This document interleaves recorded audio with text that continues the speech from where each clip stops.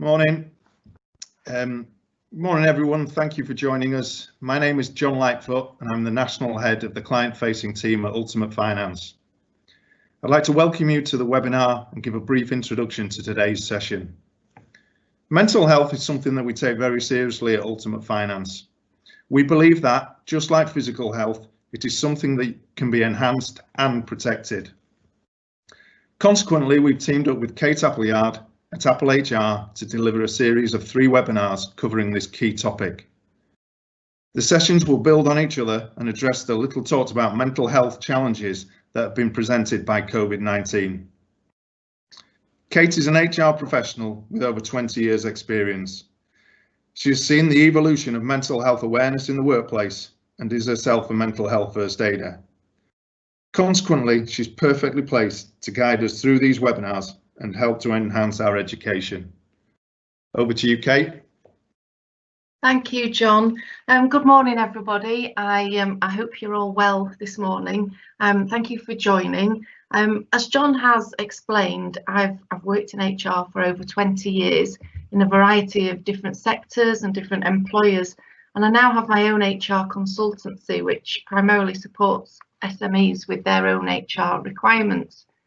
So you may then say, well, you know, what gives me the credibility to talk to you about mental health in the workplace? Over the years in my roles, I've managed and I've supported more people than I can remember who find themselves in situations both in and out of work that have impacted on their mental health. And when we walk into a room full of people, which is probably not something we're going to do right now for a while, but if someone was on crutches when you walked in, they had their leg in pot, their physical health would be very obvious to us. But when we looked around that full room, we can't obviously tell where somebody is in relation to mental health by just looking at them. My experience and my passion to ensure that all employees perform at their very best at work has led me to go on and learn more about mental health, to gain my mental health first aid qualification and to focus on improving mental health in the workplace. And last year I was delighted to work with the Ultimate Finance team to support a face-to-face session with their clients on gaining a better understanding of mental health and what that meant for their individual businesses. So today we're going to focus on what actually is mental health. And over the next couple of weeks, the following 2 webinars will also explore different areas of mental health. So next week, we're going to look at kindness in the workplace, which might sound a bit fluffy to you, but I can assure you it won't be. And then we're going to focus on how to support your teams back to work whilst you can still keep your business moving. So I'm going to move into the presentation now, but I would ask you that, you know, as we talk, please consider your business. Consider your people in your business, consider how you currently support mental health at work, and finally, but very importantly, don't forget your own personal mental health and what you can learn from this session that's going to help you. Okay, we are going to take questions at the end, so feel free to get onto the chat and send questions in. I won't be picking them up until the end of the presentation, so hopefully I'll cover some of them as we go through, but the ones we haven't covered, I will pick up then. Okay.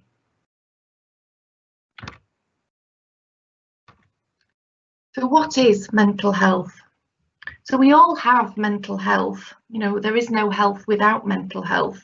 Mental health is part of our overall health, and it impacts how we feel, how we think and behave, and that's just a few of the things it impacts. Some of them we're not often conscious of.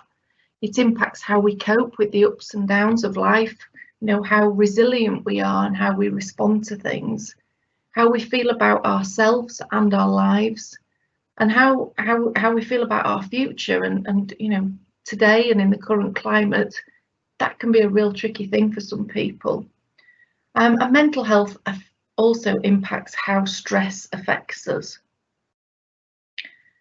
So these definitions that I've just given you there, how we feel, think, behave, how we cope, how we feel about ourselves, the future, and how stress affects us, these definitions are not meant to be suggestive of a negative state. But if you think about the stigma surrounding mental health, then that stigma is definitely negative. And that's one of the reasons why we're here today, to encourage all of us to talk freely about mental health at work. So I'm now going to look at some of the statistics surrounding mental health. And I'm going to ask you some questions. I don't need you to respond, but I just would like you to think in your own minds about the answer, and I'll share these with you. And these statistics are going to be about mental health and the impact it has on work. So the first one in 4 people experience mental health issues each year. That may sound a lot, may sound not enough. The answer is actually true. Every year it costs business £1,300 per employee whose mental health needs are unsupported. Now, to me, that sounds like an awful lot of money, but it's false. It's only 75% of the cost. Mental ill health is responsible for 11 million working days lost and costs £15 billion per year. And again, this is false. 72 million working days lost and costs 34.9 billion per year. And the big thing here is that the cost here is more than any other illness.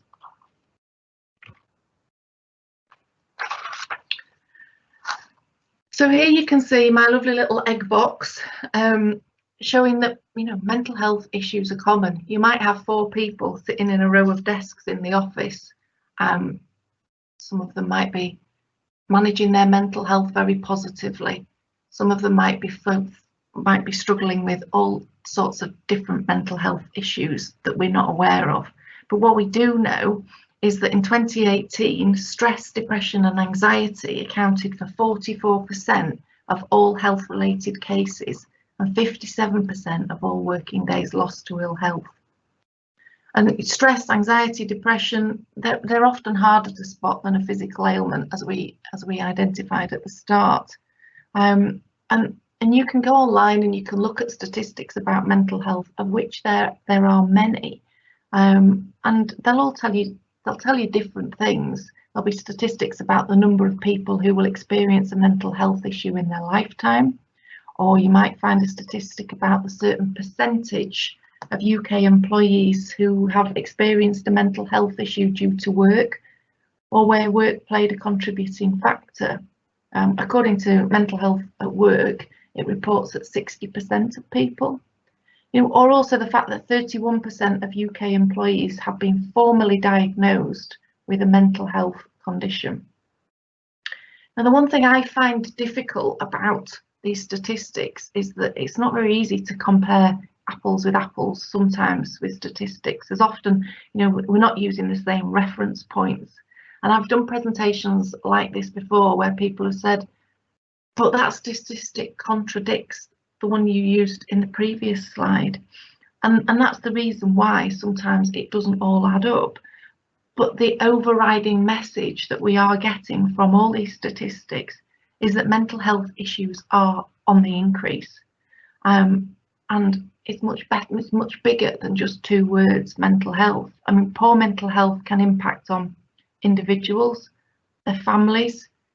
It can contribute in lost income, lower educational attainment, quality of life, and undoubtedly, in some cases, a much shorter lifespan. It's much, much, much more than someone having a bad day.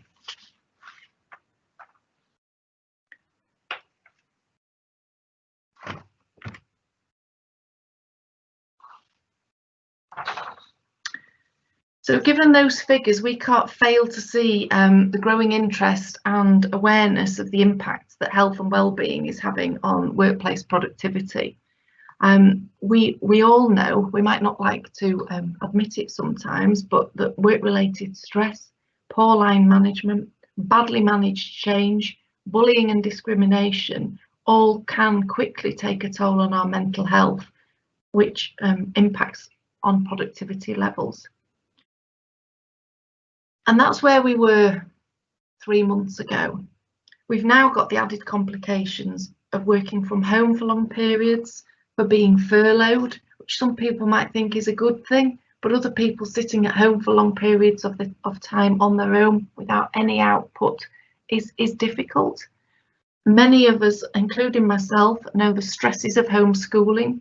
There are health concerns, there are caring responsibilities, and the list goes on as 2020 progresses. And it comes as no surprise that the cost of mental health is a huge issue to the economy now and will be going forward. We're finding it difficult to quantify the loss to UK business and the economy, as we know the figures are underreported.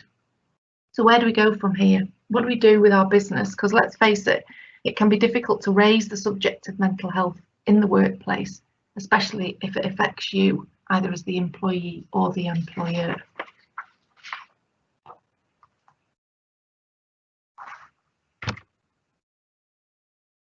So some of you may know who this is, but for those of you who don't, quite simply, this is the black dog. Winston Churchill referred to his depression as the black dog, sitting in his lap and haunting him. It has become a well-known way to describe how it feels to suffer from depression. So some of you on the call today may have experience of living or working with someone who has depression, or indeed you yourselves might have personal experience of living with depression. It can be very difficult to explain what it feels like to live with, but I've done quite a lot of reading and I've talked to quite a lot of people about how it feels to live with depression, and I feel that this very short poem by Ellie Lloyd sums it up pretty well. So just bear with me for 1 minute. It arrived unexpectedly, no weather warning, no announcement.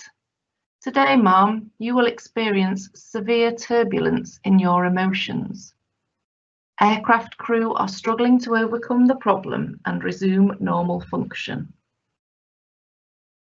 Depression can be so cruel. It can range from low mood and an overwhelming sense of hopelessness. It can also then go on to intrusive negative thinking patterns, personality disorders, and some of those that welcome suicidal thoughts. It's serious stuff. Let's not shy away from the fact that at its most severe, mental ill health is life-threatening. So stress, anxiety, depression, they're just some of the types of mental ill health. Others that you will have heard of include suicide, self-harm, eating disorders, psychosis and schizophrenia, and bipolar disorder. So as an employer, can you be expected to know the details around all of those? I don't think so. But you can be expected to have some level of understanding of what to do when faced with someone who is suffering, or be expected to support your teams with positive well-being on an ongoing basis. And this doesn't need to be as difficult as you might think. So I'm going to move on to look at some quick wins that can support both you and your employees towards positive mental health.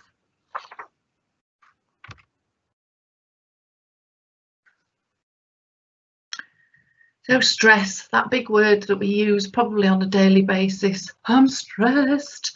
So we all have stress, and not all stress is bad.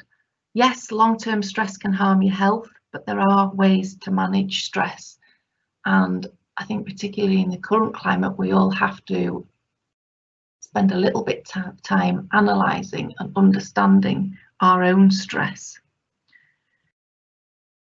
Looking for coping mechanisms, what can you do to help yourself? Because one size doesn't fit all, so you need to know what yours are. And if you're supporting others, it's that old age recommendation or age-old recommendation of ensuring that you've got your own life jacket on before you start helping somebody else. We all need to know how to look after ourselves. So raise awareness of your own relationship with stress by understanding your triggers and responses. And there are many triggers out there right now. So it could be a lack of control. It could be interruptions. It could be frustrations with technology as we're all working from home, changing priorities, or homeschooling. but too much stress in the body can trigger a range of physical and psychological responses. So you might be able to relate to some of these. You might respond with an increase in your heart rate or palpitations, headaches, muscle tensions, irritability, or emotional outbursts. And there are others. So we'll all have different ways of managing stress levels. Some of them are really not helpful: alcohol, smoking, sugary, fatty foods. And it's all about focusing on more healthy ways to manage your stress levels. It will be far more effective in the long run. We all know what they are. We've read about them. We've seen them on the television. It's about getting exercise. It's about switching off your technology. It can be about having some self-care, getting into the bath and having some time out, or looking at different apps like Headspace and Calm, which can help you with meditation. And we're going to look at the end of the presentation of different ways that you can focus on self-care. But now we're going to focus on stress and give you a tool that you can use yourself and that you can share with your team about managing stress, and just taking 5 minutes to take a snapshot of where you are now, how your stress levels are, and what you need to do to manage that. So this is a coping mechanism that is shared by Mental Health First Aid England, and anybody who's been on a mental health first aid course will be very familiar with this. It's so simple but so effective. So what's in your stress container? We know that we're dealing with stress in our lives, and sometimes it can be helpful to look at it as a container. Your container doesn't necessarily have to look like that. It can be a container of different shapes and sizes. But the thing that you need to understand is that the smaller your container, the more vulnerable you are. So imagine this is your stress container, this big green triangle. There will be times in the day, in the week, in the month when it isn't very full, and there will be other times when it's overflowing. And during a day, a week, or a month, the levels of stress in that container can fluctuate massively. But the trick is into managing your stress container is in knowing how to turn that little red tap off. I appreciate it's a very strange shape, but the little tap to let the stress flow out. These are your coping strategies. So it's when you don't use your coping strategies that your stress container gets blocked, and you can see on the right hand side as it gets near to the top, container overflows, problems develop, and you are emotionally snapping. Okay. So what about you? How do you manage your stress container? When we finish the webinar, try and have 5 minutes to yourself to think about this while it's fresh in your mind. You can take a piece of paper, you can draw any shaped container, and just sit and think and consider right now, today, a list of your current stresses. Remember, it's just for you, nobody else needs to see it. And anything that you put will remain completely confidential to you, unless following that, you go and share it. So when I do this exercise personally, or when delivering the exercise to employee groups, it never fails to surprise me that once you start writing things down, if you're being completely honest, there's often a lot more stress in that container than you might have initially been aware of. So don't just then screw the paper up, throw it in the bin and feel even more stressed. Move on to the next stage. Think about your coping strategies. How are you going to respond to stress? Be familiar with your positive coping strategies and your negative coping strategies and when to focus on them.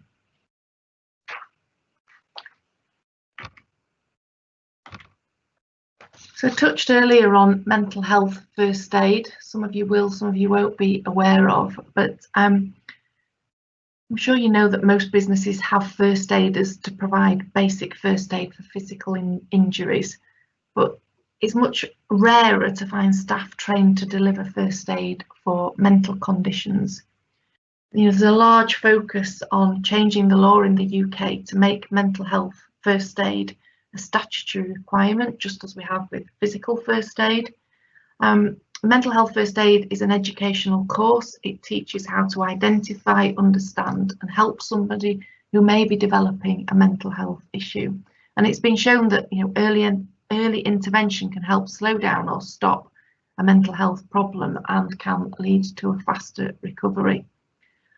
I could talk to you for a long time about the benefits of mental health first aid, but obviously we haven't got a huge amount of time here today. A mental health first aider is not somebody who is going to be able to provide all the support that somebody with poor mental health issues has, but what it can do in a workplace situation is ensure that in your business you have somebody who has the ability to identify the early signs of mental health and provide help on a first aid basis. So they'll be confident about approaching the person, they'll be confident about talking to the person, they'll be confident about having conversations around self-harm, about suicide, and they'd know how to address those questions, whereas a lot of people would possibly shy away from that. It also helps to remove the stigma and encourage people to talk more freely about mental health within your business. Now, don't take my word for it. If you are already a client of Ultimate Finance, then I would recommend that you have a chat with Emma Booth and Helen Rushworth, both of whom I think are on the call today. They're both mental health first aiders at Ultimate Finance within their teams, and I am sure that they'd be happy to chat to you and share their thoughts and experience and the positive impact that this has had for Ultimate Finance as a business.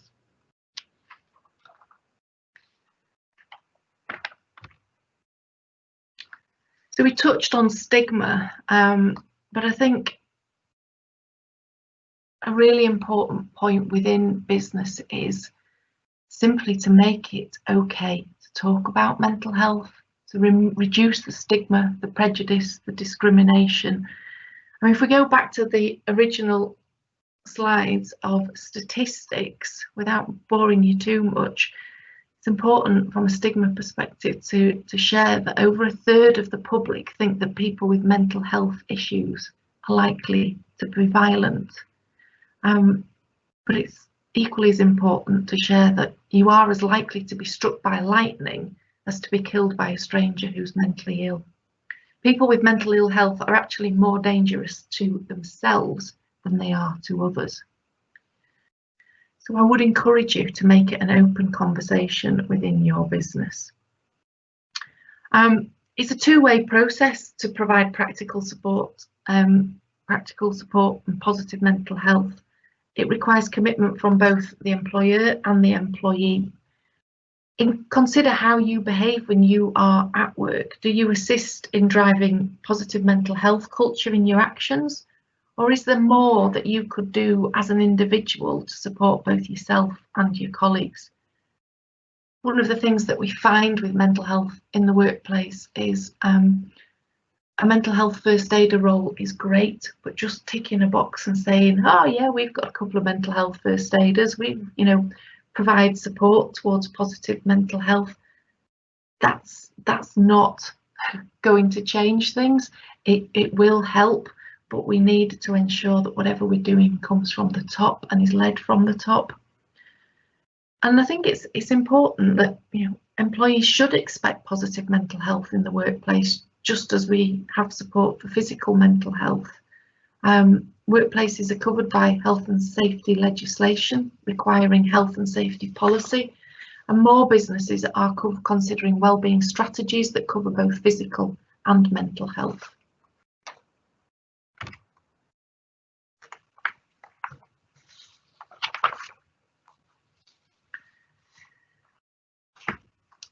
So sometimes the difficult one can be, how do you start a conversation with somebody who you think may be struggling? And often not just for the manager or the person who has come into contact with somebody they think is struggling, but also for the person with mental health. It's very, very difficult with mental health issues to simply start talking about it. And ensuring that you've got people within your business who are able to start a conversation with someone who they think may be experiencing mental health issues is key. Sometimes we think if we go up to somebody and say, "You're right," that's going to be enough to encourage them to talk. And how many times do we physically walk past somebody and say, "Hi, how are you?" "Yeah, fine, thanks. How are you?" "Yeah, fine." And we've moved on more than 2 meters down the road without really checking in on them. So it's about ensuring that when you ask the question, you are asking, "Are you okay?" Ask it and mean it. Think about different activities that you could do that may take some of the nerves and the discomfort out of the conversation. Do they want to go for a walk? Or if you are conscious there have been changes in their behaviour, you know, "I hope you're okay. I've noticed that you've been late recently." Just because somebody's been late for a number of times at work doesn't mean that they are purposely trying to come to work late and to breach all your timekeeping regulations. It could be far more than that, and asking them genuinely and really how they are is important.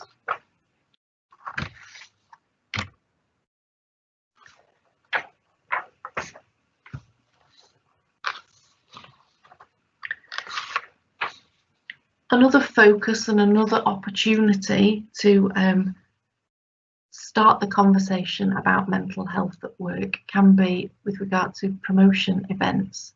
So some people will look at having regular coffee mornings. Fika is a big thing in Sweden, where you stop every day for coffee and buns. I think if I did that, I would be the size of a house, but take the buns aside, and at least taking a break and giving people the opportunity to sit down and check in with them. So we have Mental Health Awareness Week in the UK, which takes place every May. I've run a lot of lunch and learn sessions with employers just to start the conversation about mental health and promote its awareness and make it a routine part of your business. Policies and procedures about well-being, returning to work, reasonable adjustments, all these things that you've probably got in place, but do they actually consider mental health as well as physical health? So you might want to just go back to work and check those that you have both physical and mental health throughout.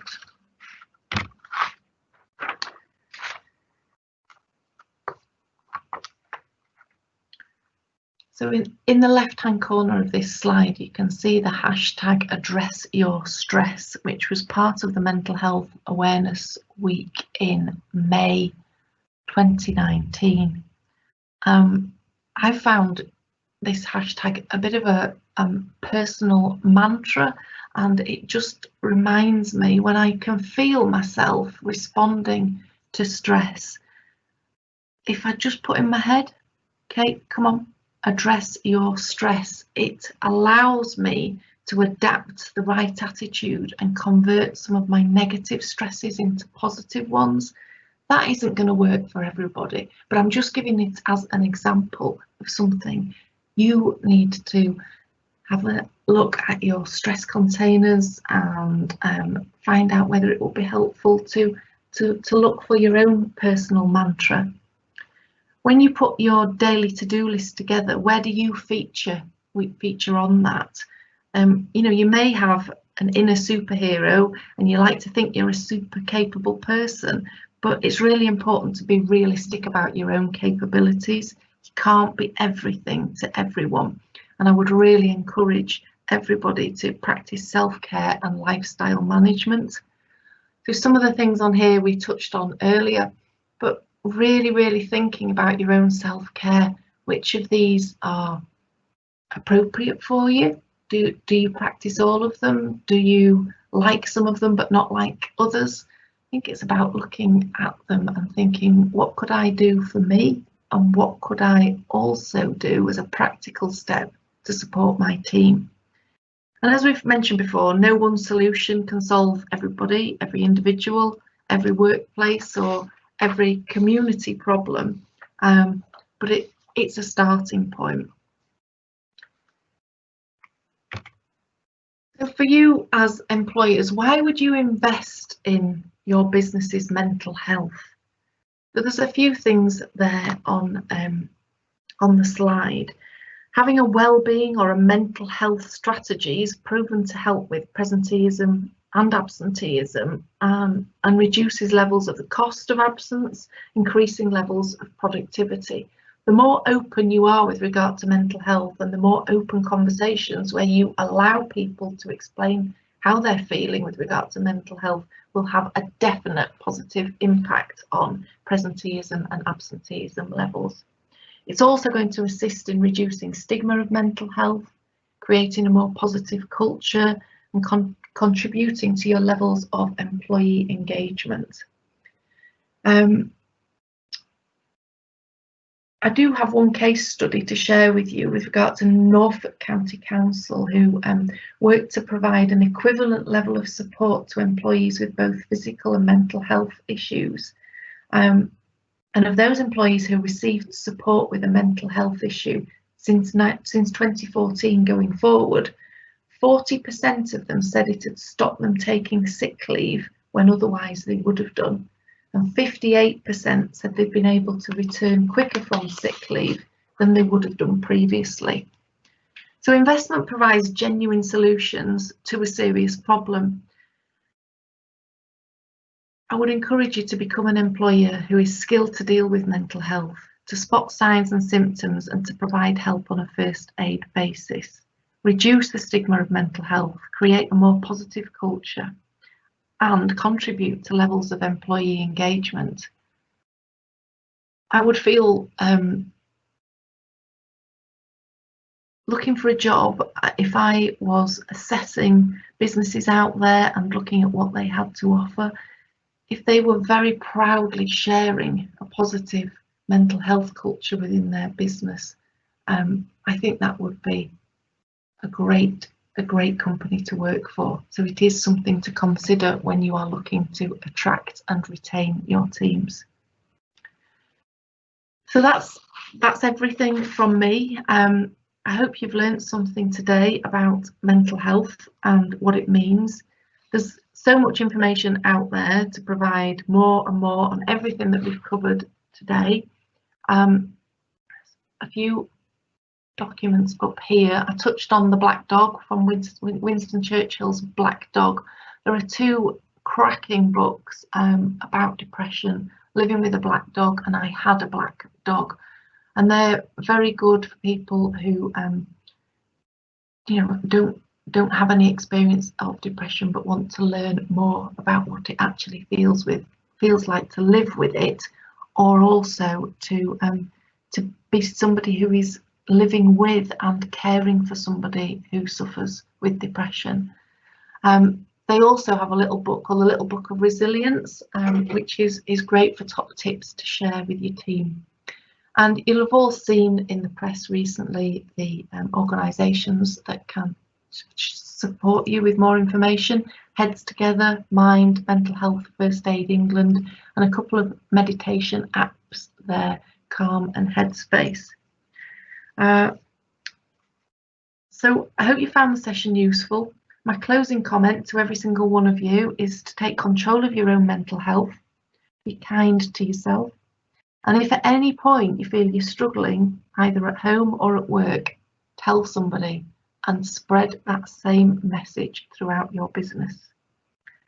So we'll now move on to questions, and I'll just move on to my screen with the questions and see what's come through in the meantime.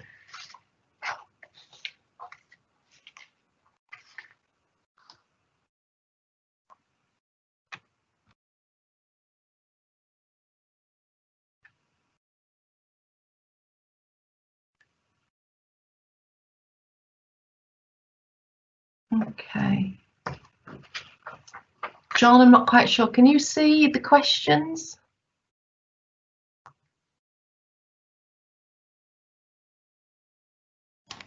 Yeah, there aren't actually any that have come through at the moment, Kate. Oh, okay, thank you.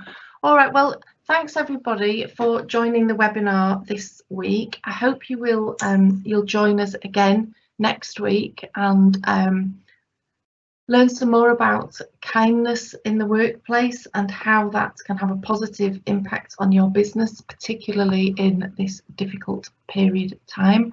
And then again the following week, where we're going to talk more about getting your teams back to work, and from a mental health perspective, what that means. I've spoken with many businesses in the last few weeks who are struggling, with some colleagues who are nervous about coming back to work, and I will share with you top tips for how you can positively move this forward. So thank you very much again for joining us today, and I'll look forward to seeing you next Thursday at 9:30. Thanks again to Ultimate Finance for inviting me to join them today. Okay, bye.